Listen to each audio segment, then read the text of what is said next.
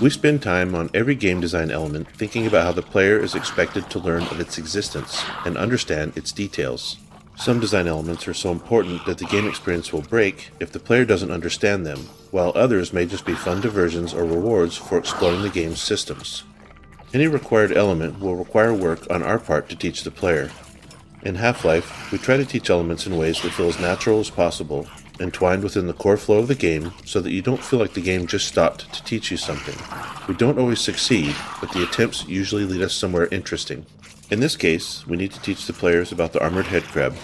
The key elements that we want them to understand are that the headcrab is invulnerable on the top, but has a weak spot on its belly.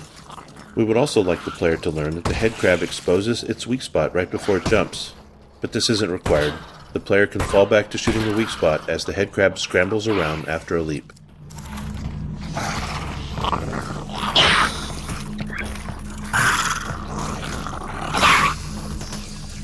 Teaching design elements of enemies is always tricky. Players have shown us for years that it's really hard to learn something new while under attack. We've also seen that invulnerability, in particular, is a difficult enemy feature to teach. If players are blasting away at an enemy, they are often not paying close attention to the impact feedback. If the enemy is vulnerable in some areas and not others, players may kill the enemy with a spray of gunfire, not realizing that some of their shots did nothing, while others hit critical weak spots. So when we approached the armored headcrab training, we knew we'd need to do significant work. The first step was to avoid placing the player under duress by containing the enemies inside this wire fence. Next, we placed headcrabs at eye level facing the player, exposing their bright, pulsing weak spot. If the player shoots one immediately, they are rewarded with a unique death effect where the headcrab explodes into chunks. This effect is designed to show the player that they did something special to kill this headcrab, as opposed to how they've been killing headcrabs up until now. There are a couple of other pieces in the setup here that are important. A second headcrab is placed right behind the lock the player must shoot to enter the cage, encouraging the player to notice the weak spot and try shooting it. 2 more headcrabs are loose in the cage, scripted to repeatedly attack invisible points on the wire fence. This ensures they are constantly demonstrating the way they expose their weak points before they leap, and this allows players to practice hitting the weak spot from behind the safety of the fence.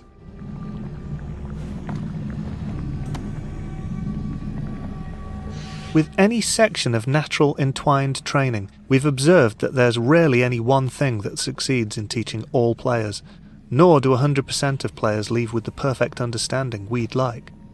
If player understanding is absolutely critical, we have to build a more bulletproof gate that ensures the player demonstrates understanding before moving onwards. In fact, we do just that when the player acquires the shotgun in the next area. In the case of the armoured headcrab, however, playtesting showed that we could afford to let a few players through with less than perfect understanding. This section gave them enough of a chance to experiment that they got a sense of what was going on, and further encounters with armoured headcrabs solidified it. There was still a lot of iteration on the visual design of the headcrab to further drive home its armour and weak point, and we also added a custom response to shotgun fire. In that case, the armoured headcrab flips over and wriggles for a second, exposing its weak point.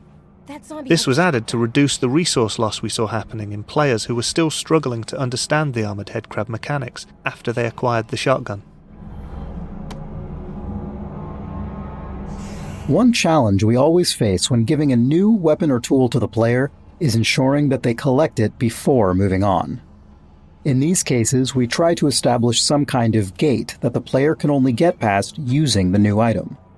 This can be especially tricky in cases where we are giving the player a new tool that doesn't fundamentally change their capabilities, as in the case of the shotgun, where almost everything that can be done with the shotgun can also be done with the pistol.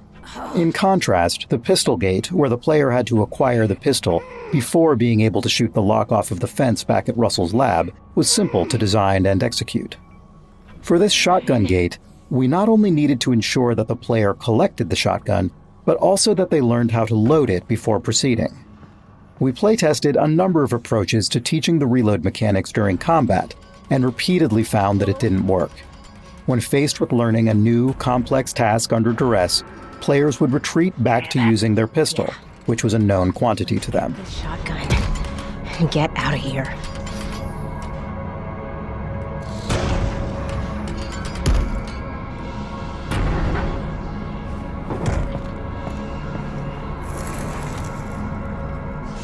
Once the player has collected the shotgun, they are only halfway through the shotgun gate. Next, they need to learn how to reload it. To drive home the necessity for the player to learn how to use this new weapon, we added an incoming threat, using a variety of audio and visual effects to sell it. While our goal is to make the player feel like they have a limited amount of time, the time pressure is entirely fake, and everything proceeds based on the player's progress in loading the shotgun for the first time. Once the shotgun has been loaded, a short timer starts, after which zombies burst through the walls. If the player happens to look at the walls before that timer is up, we abort the timer and introduce the zombies. The combination of a timer and a look trigger is a common trick used in places where we'd like the player to see a neat visual moment, but we can't wait forever or the game simply won't progress. The breaking of the walls by the zombies is the final step in opening the shotgun gate. Having new enemies open the way forward when they enter the player's space is a fairly tried and true method, but it's never one we're particularly happy with. It's always a bit too convenient and lacks agency on the player's part. But in a setup like this, which contains a novel puzzle, a new weapon, and its associated mechanics, plus an ambush, we're already dealing with a lot of design complexity packed into a small space, and further additions would complicate the scenario even further. The visual design of the shotgun included a number of challenges. Shotguns in games are generally powerful, and we communicate that power with bulk. As a result, they're big and held in two hands. But our experiments with two-handed VR weaponry didn't reach a level we were satisfied with. When holding a two-handed object in real life, the object itself provides a physical connection between the two hands, and that constraint allows players to stop thinking about it consciously, in addition to providing physical feedback. In VR, without that connection or feedback, we found that players had to keep maintaining their own internal sense of how they were holding their two-handed weapon, or they dripped their hands into positions that were hard for us to reconcile. As a result, our two-handed weapons required players to play along more than we liked. Since one of our core goals with Half-Life Alyx was to allow players to fully immerse themselves by ceasing to think about what they were doing in real life, we decided to focus on single-handed weapons, including the shotgun. Our initial instinct with the shotgun design was to use a regular real-world shotgun, but modified, with a sawn-off stock and barrel so it would seem less cumbersome when held with one hand. This approach always resulted in the handle being at the rear of the weapon, and we ran into the problem where the weapon always felt front-heavy. Obviously, the VR controller in your hand wouldn't reflect that, leading to a disconnect between what you were feeling and what you were seeing. Placing the handle more centrally and underneath the weapon helped avoid this disconnect. This implied centre of mass wasn't really maintained well as the weapon accrued upgrades throughout the game, but the first impression was the most critical. Since we were going with an odd form, we were keen to use common shotgun visual elements wherever we could to help with player recognition and to ground the design in some reality. One element we borrowed was a common shotgun tube magazine that stores shells horizontally in line with the barrel, and we were just able to fit the gameplay requirement of 6 shells without the overall length becoming unwieldy. You can see the effort we had to go for further shell capacity in the design of our autoloader upgrade. Our first reloading mechanic was based on the realistic insertion of 1 shell at a time. Playtesters found this to be overly tedious, although we did receive some positive comments that it made them feel like an action movie star. The simple addition of allowing the players to insert 2 shells at a time solved this issue, allowing us to keep the good part of the design whilst losing the bad. We were keen to reinforce the whole action movie star thing, and experimented with some big gesture the player could do to finalise reloading.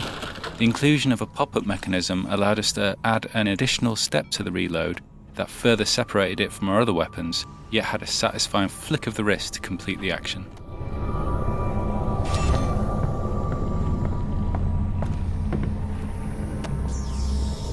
As with the shotgun and the pistol, we needed a gate for the flashlight to ensure the player couldn't proceed without it.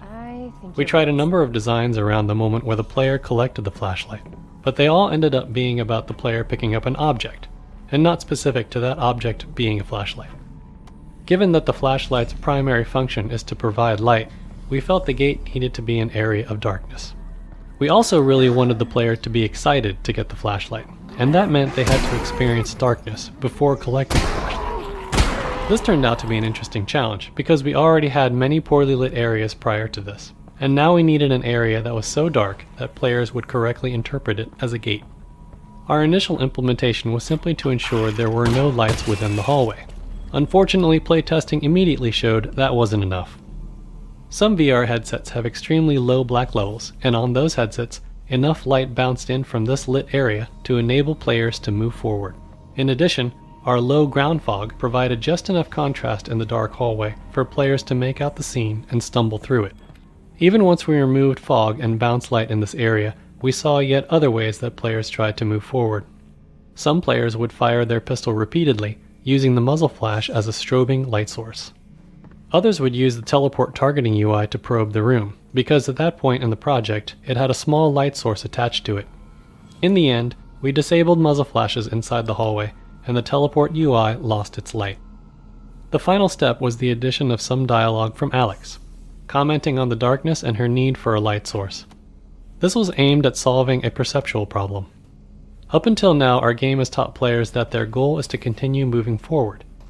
And any time that forward progress is blocked, it's because there's something in the local area that needs solving.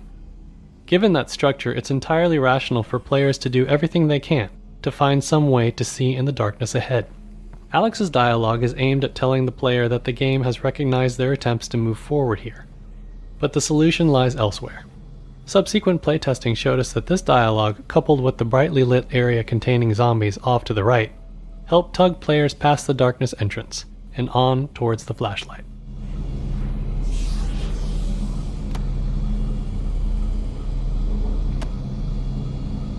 Like hacking and environmental puzzles, toner puzzles like this one are often used to relieve tension from combat and engage the player's mind in a refreshing way.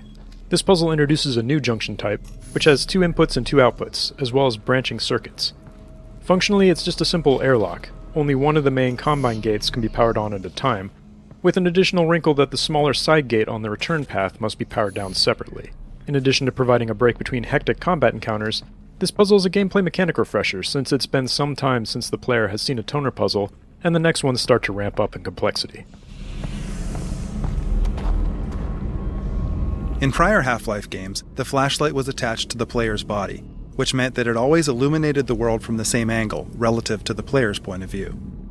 With tracked hands in VR, we had the opportunity to let players manipulate the flashlight directly, and playtesters reacted very positively to this new freedom. In fact, our earliest implementation of a flashlight in Half-Life Alyx was an object that could be picked up in either hand or even set back down. This allowed the player to put the flashlight down somewhere, providing illumination for themselves while they accomplished another task. Unfortunately, this presented the possibility that a player could leave the flashlight behind, which would have been a game-breaking scenario.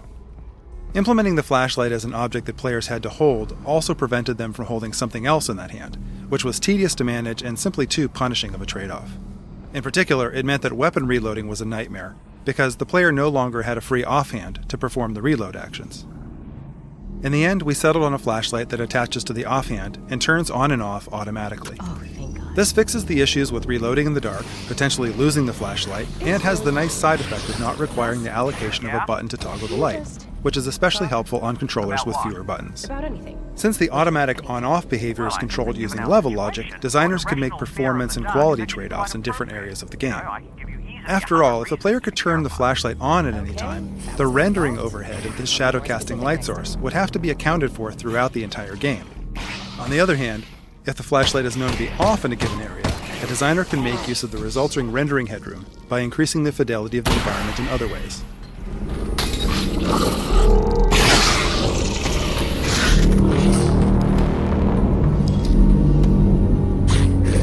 Shortly after adding the flashlight to the game, we discovered that playtesters would frequently brace their gun hand with their flashlight hand. This meant that the players had to orient their flashlight hand awkwardly to align the light with their aim.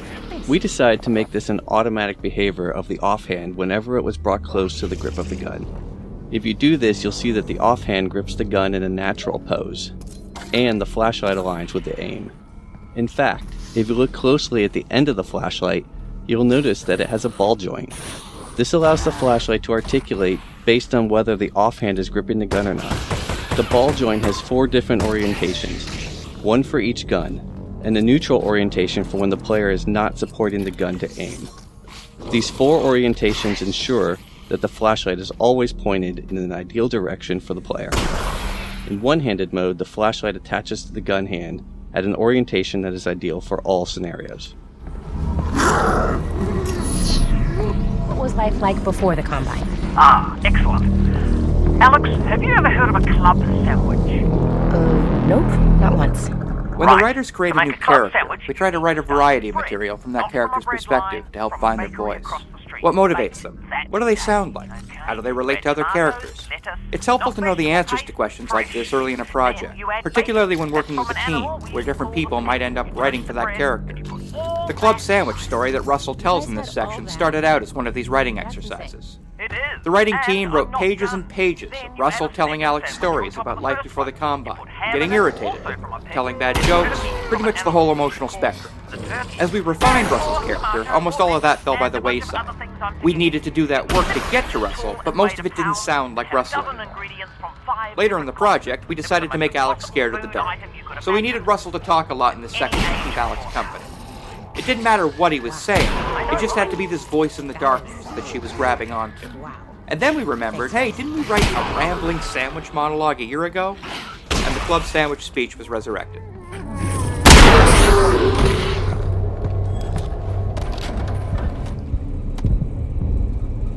When building a Half-Life game, we try to start playtesting as soon as we can, even when we only have 10 or 15 minutes of gameplay built. We find it extremely helpful to see how players are reacting to what we've made as soon as possible. One of the major ways playtesting impacted Half-Life Alyx was in revealing how players reacted to the density of interactive elements in the world. Before we began, we were already aware that players would likely spend more time paying attention to the details of the world around them in VR, but we were unprepared for how significant this would be. Seeing some players spend 30 minutes messing around with a single interactive object really opened our eyes.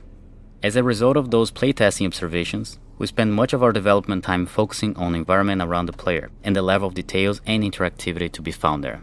It might seem surprising that we didn't start with the assumption that we wouldn't need to spend that amount of time on the world, but the reality of game development is that we always have a finite amount of time to build a game and we're always making trade-offs. In the ideal case, we spend our finite time on whatever contributes the most to the player's experience. So, playtesting early and thereby getting a better sense of what elements are contributing to the player experience help us understand where to spend the limited time we have. In this case, those early playtests told us to significantly increase the amount we should budget for creating the world details and interactivity. Barnacles are a unique enemy type in Half-Life Alyx in that they are static and often situated above the player's natural view direction. During testing in confined or dimly lit spaces, we often saw players walk into barnacle tongues without noticing them. One way we addressed this was with audio. In particular, we made idle barnacles emit subtle breathing, croaking, and grumbling sounds like the following.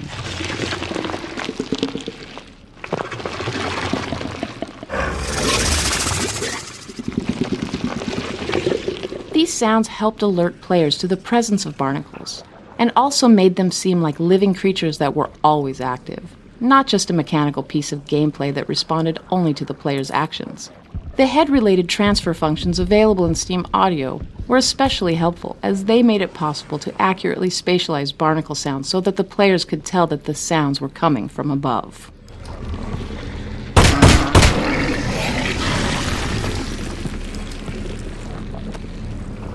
Early incarnations of manhacks were frustrating to fight in VR, since their audio was not providing enough information about their location. They seemed to appear from nowhere, and even when close to the player, they lacked a dramatic presence. We tried a variety of layered sounds with varying distance fall-offs, but this often created more confusion, especially when multiple manhacks were nearby. Our ultimate solution to the problem consisted of two parts. The first was to make manhacks emit the following alarm-like warning sound when they first came into range or were deployed by a Combine soldier. The second part of our solution was to add more aggressive looping sounds with short fall-off distances. The short fall-off of these sound loops meant that this specific component of manhack's sound treatment would only be audible quite near the player. Thus, when players heard these sounds, they knew that manhacks had begun hunting them, and one or more was getting close enough to be of concern.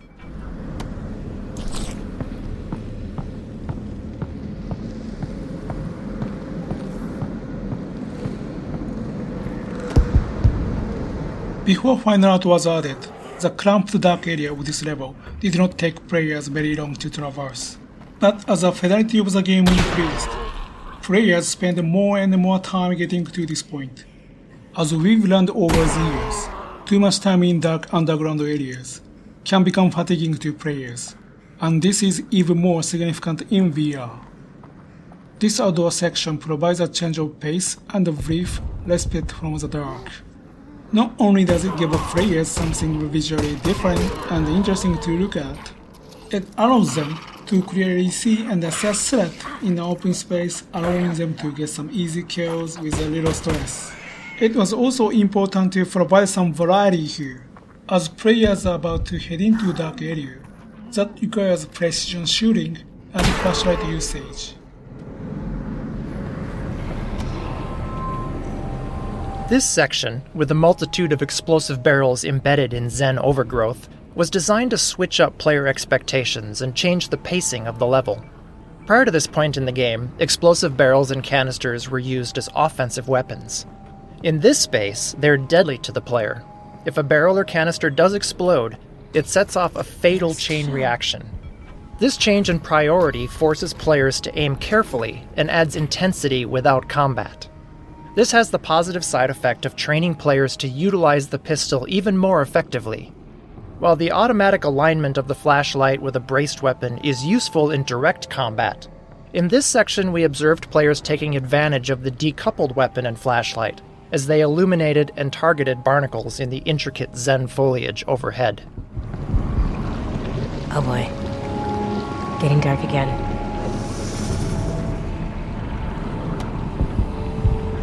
We decided early on that the environments we wanted to portray in Half-Life Alyx would benefit from an investment in high-quality volumetric lighting. This component of illumination is an indispensable tool, not just for creating atmosphere, but for drawing the player's attention to critical gameplay elements. Our system works in 3 phases. In the first phase, illumination from static light sources is captured in a 3-level hierarchical volumetric clip map surrounding the player. The highest resolution level of this clip map measures 1 cubic inch per voxel.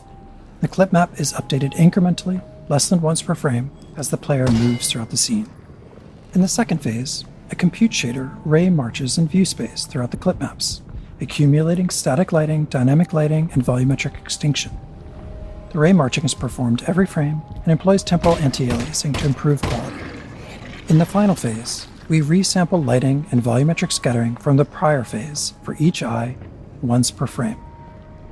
The result is a texture that describes, for any given view space depth, volumetric scattering and extinction, which we apply during forward rendering.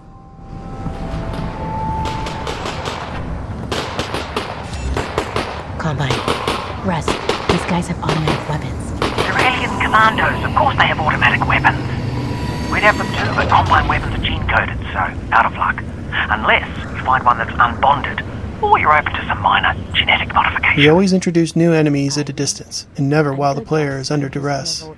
Here, the player is able to observe the Combine soldiers killing some wandering zombies, giving the player an idea of how powerful the soldiers are, and how they might operate in combat. We located the Combine far enough away that it was plausible that they would not notice the player, but close enough that the player could choose to engage, but remain relatively safe from return fire.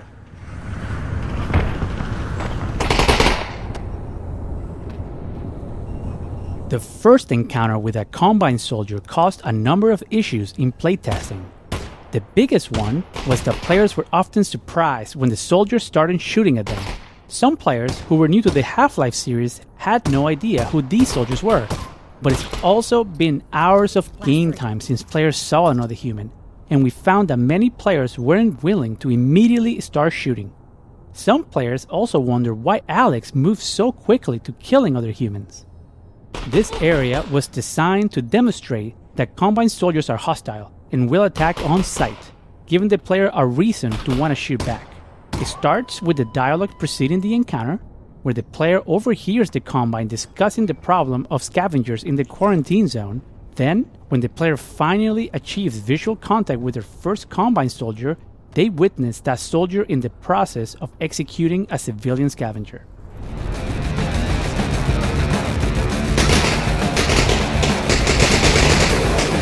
Squad's Soldier AI has been a mainstay of the Half-Life series, so we were excited to see how their design would be impacted by the move to VR.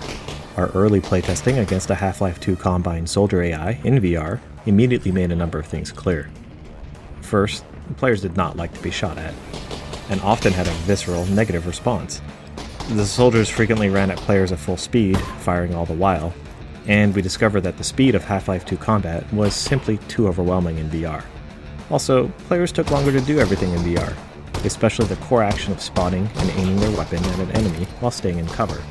As a result, the soldiers tended to live much longer in VR than they did in Half-Life 2. It was clear from these early playtests that the most common reaction among players was to immediately seek cover from enemy fire. So we started experimenting with changes to the Soldier AI, aimed at building a combat experience around players' tendency to seek cover. Early experiments were focused on keeping Combine soldiers at a comfortable distance from the player, while keeping them moving around enough to not have combat become too static. I think that's the last of them. To create lulls in firing for players to peek out from cover, we prevented soldiers from shooting while on the run in most cases. To keep players from remaining stationary, we created a concept of flushing, where squads will attempt to flush the player out of cover, and we gave each class of soldier a different method of flushing out the player. But even in these early tests, it was also clear that players weren't capable of fighting soldiers until they'd gotten skilled in a number of basic combat actions, like reloading their gun without having to focus all their attention on it. So we were careful to slowly introduce the various types of soldiers, and even individual features within the soldier classes. For example, these early fights against Combine soldiers only feature the basic grunts, and these particular grunts don't carry grenades. This means they don't actually have the capability to flush a player out of cover. We found it was important in these first fights to give players all the time they need to learn to use cover effectively, before we start introducing enemies that could try and flush them out. You don't have much time. 10 seconds, Alex. Okay, just At this throw point the of the switch game, there. we knew we needed a big set piece, a non-combat moment to reward players for fighting their way through the dark, scary tunnels. Not only that, but the pace of the story was leading up to its most important moment thus far, the rescue of Eli Vance. Crashing the Combine prison train that was transporting Eli felt like the exact right thing to accomplish these goals, and it gave us the opportunity to create some VR spectacle. We wanted to achieve the cinematic chaos of causing a train wreck, while giving the players an active role in the event. Our first attempts to design the scenario were a challenge. It turned out that directing the players' attention wasn't as simple as ensuring they were in the right position through gameplay. In our initial tests, players frequently failed to see some or all of the spectacular train wreck. The crash was one of the first destruction sequences we put into the game, so we had a lot to learn about player behavior in VR and how to direct the player naturally to immerse them in the chaos. On top of that, to continually hit our target frame rate, we needed to create a cascading series of events, so that only some of the destruction was happening at any given time. Sound design, level design, effects, and animation had to be carefully coordinated to lead the player's attention through each stage of the wreck. For example, at the start of the crash, we used the sounds of train cars piling up in the distance, encouraging players to look in that direction before one of the train cars lifts up and blasts through the concrete connector. At the end of the sequence, the smokestack collapse is used to direct the player's attention to their eventual path forward, and we wanted players to witness its destruction. Before bringing down the smokestack, we gave players a brief moment of rest, and, again, used sound to draw their attention to the smokestack. Initially, we used a rumbling sound preceding its collapse, but we found this to be too subtle in practice, and instead added the transient explosion sound, which drew the player's attention towards the smokestack more reliably. Over here, honey. Okay, I'm gonna reach out and pull you up. It's gonna be okay. You ready? Yeah, I'm good. Give me your hand. For the rescue of Eli, we wanted to create a tense, just out of reach moment where the player physically saves him. But for the rest of the story to work, Alex and Eli had to take different paths at the end of the scene. We tried a few different approaches, including a version where Eli was hanging from a ledge just in front of the player, and the player could reach down to attempt to grab Eli's hand to pull him up. In practice, however, players' hands would collide with the real-world floor. Not only did this make it impossible to reach Eli, It took players out of the moment, wrecking the emotion of the scene. Since Eli and Alex had to take different paths, we tried an approach where Alex rescued Eli, but he was injured and couldn't proceed. Unfortunately, many players would stick around, not wanting to abandon him. Eventually, we arrived at the solution that shipped in the final product. Separating Eli from the player with the Vortigaunt's rescue made for a much more meaningful return and fulfillment of the Vortigaunt's promise to help Alex. The datapod that Eli found was an addition that not only let us integrate Eli back into the story later, but also gave him something to do, so there was a much stronger reason why he would not accompany the player on their journey going forward. Got it. Dad? It's right in the middle of the QZ, and it's big. Get above ground and see what you can find. I will accompany the Eli event and ensure his safety. Great. Thank you. Dad, I'm gonna go find this vault. Go! Stay safe, baby. I love you. I love you too. I love you too. Thank you.